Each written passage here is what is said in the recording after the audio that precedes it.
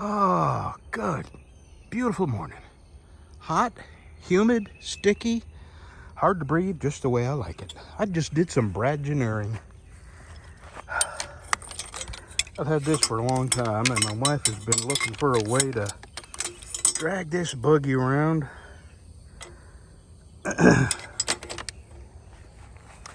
On the back of that.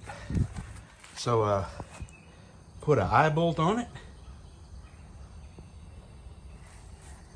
And that'll do it. Okay. Now, let's go in that little oven there and get to work. Well, I got a few projects I'm going to get done today. And it's not as glamorous and exciting as the amazing world of knife making. But it is rat killing. Here in the South, I never heard that term till I got here to the South. Rat killing. Just little errands that you get done and little things you do that make a difference, and when they all add up, makes a big difference. So, okay, done. I'm fixing to clean them up and put them away, and that's done. I've made room for the belts I got coming, and now I'm going to sort of rearrange these. I'm going to put them on that. I'm putting the broom right here, and I'm putting all my belts right there.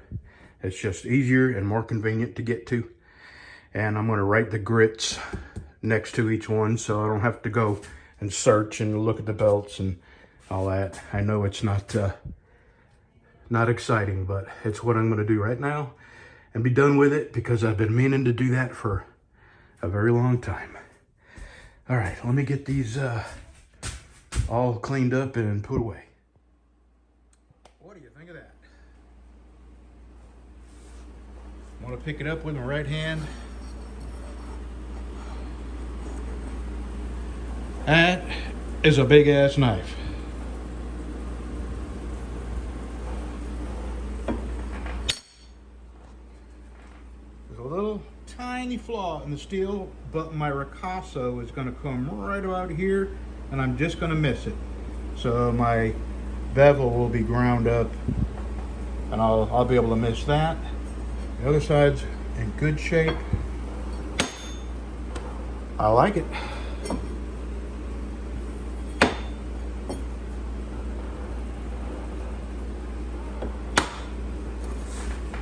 I'm going to make, this is my very first one. It's not spoken for. If you're interested, contact me at bctruck@gmail.com. It will come with a leather sheath, but in the future, let me tell you this. I'm going to be gearing up to do a lot more Kydex for my big knives. Kydex sheaths for my big knives. I got to buy a few things to make them professional looking. I've watched a lot of videos, so now I'm an expert, and I can do brain surgery because I watched a video on that too. So anyway, I have enough confidence in my Kydex that I think I can go to the next level, and that is making or offering Kydex sheaths for all my knives.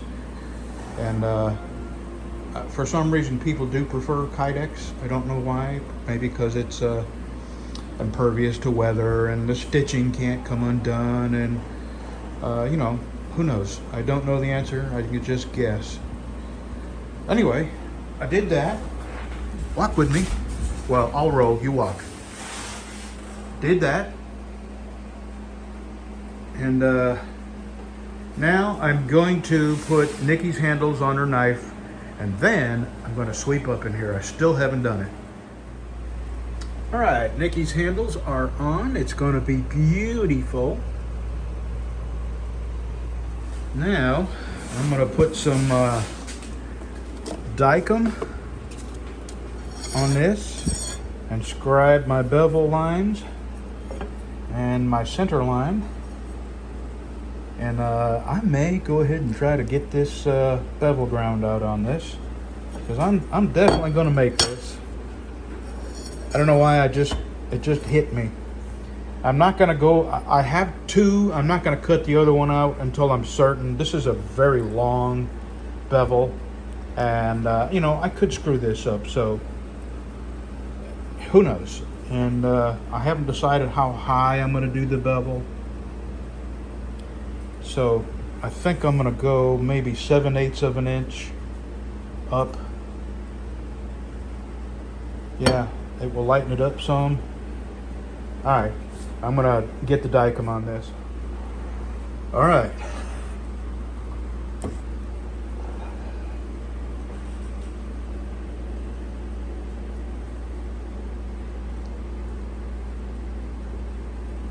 Can I make the other side match?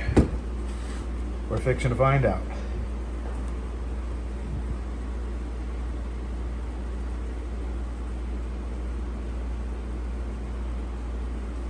All right, let's get it turned around. All right, that's the hardest bevel I have ever had to grind, and I can't believe it. I don't want to say perfect, but my God, I don't think I could possibly do any better than that.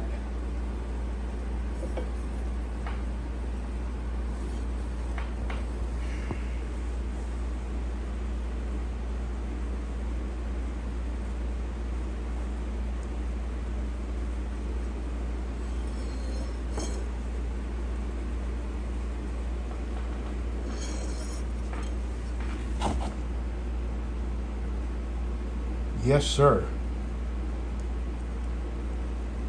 Huh. Okay. Now we hand sand, but you know what? Let's pick out a piece of wood.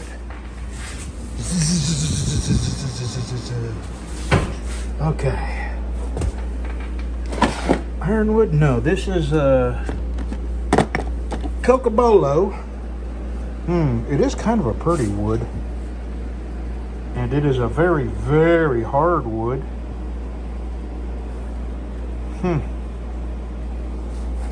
And I have another wood here. What's it called?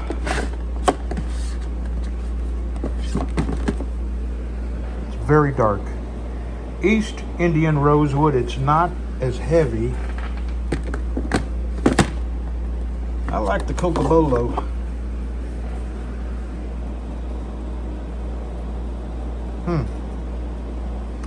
You know what? Let's do it. I'm gonna go out to my table saw and cut me a couple of slabs off of this. Let's see, probably right about there.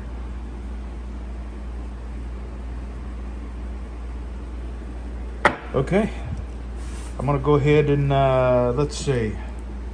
I'm gonna go ahead and drill my holes. I may not cut this till tomorrow, but I have picked it out. Cocobolo. And I think I'm going to drill my lanyard hole now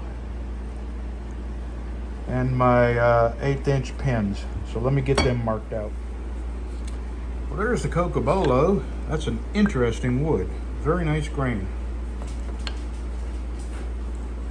All right, and let me get to sanding. Let's see, am I missing something? Can't think.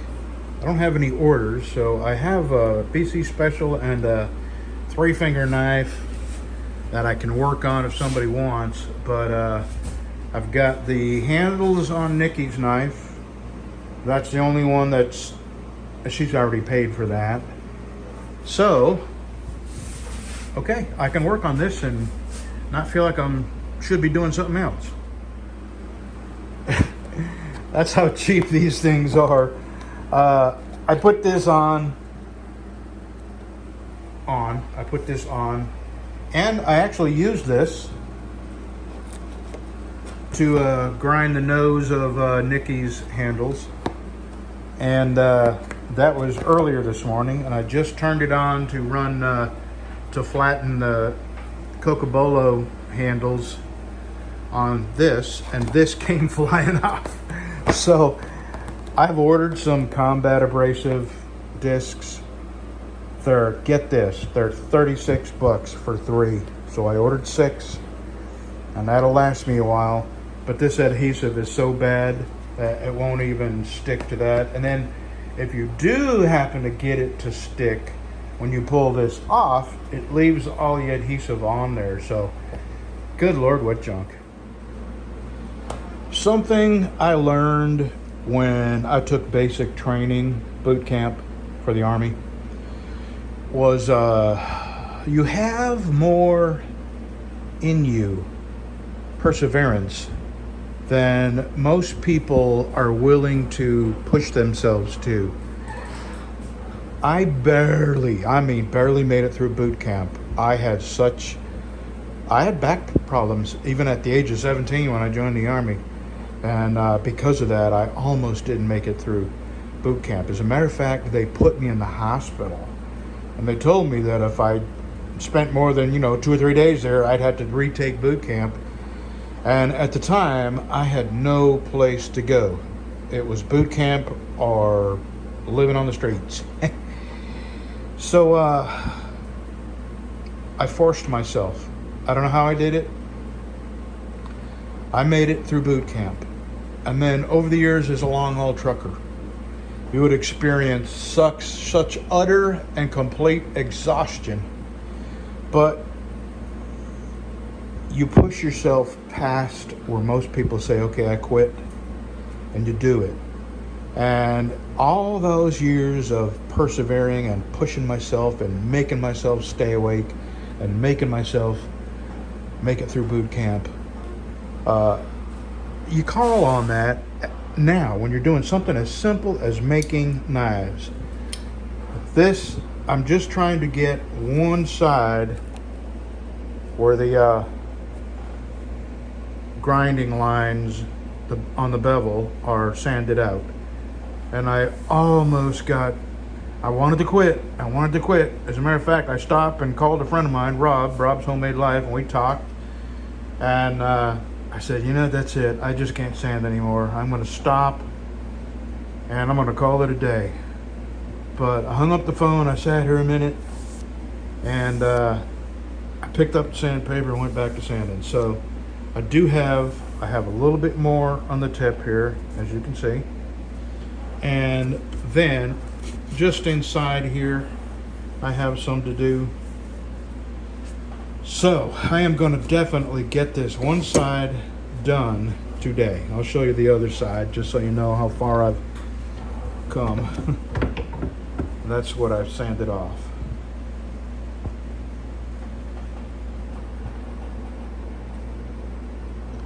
A lot of sanding, a lot of work. And you set a goal, and my goal was to get one side sanded up to 120, because I took this off the belt grinder at 60 grit, and that was my goal. And then I almost said, well, screw it, I'm going to go home, I'm exhausted. Nope. I made myself, and I'm just probably 20-30 minutes from finishing up one side real nice. So I just wanted to show you this. So I'm going to give you one more shot of this when one side is all done, and probably lay the handles on it just to see what it's going to look like. See you in about 30 minutes. Okay. That's one side. That's the first grit. That is 120. I go to 180 after this, and then 220, 320, 400, and 600. But the first grit is always the absolute hardest. So there we go. That's what that's going to look like. I did get a little start on the other side, but this is going to take a lot more elbow grease than I'm able to muster up. But I finished one side, and that's what I wanted to do. So this is what that's going to look like.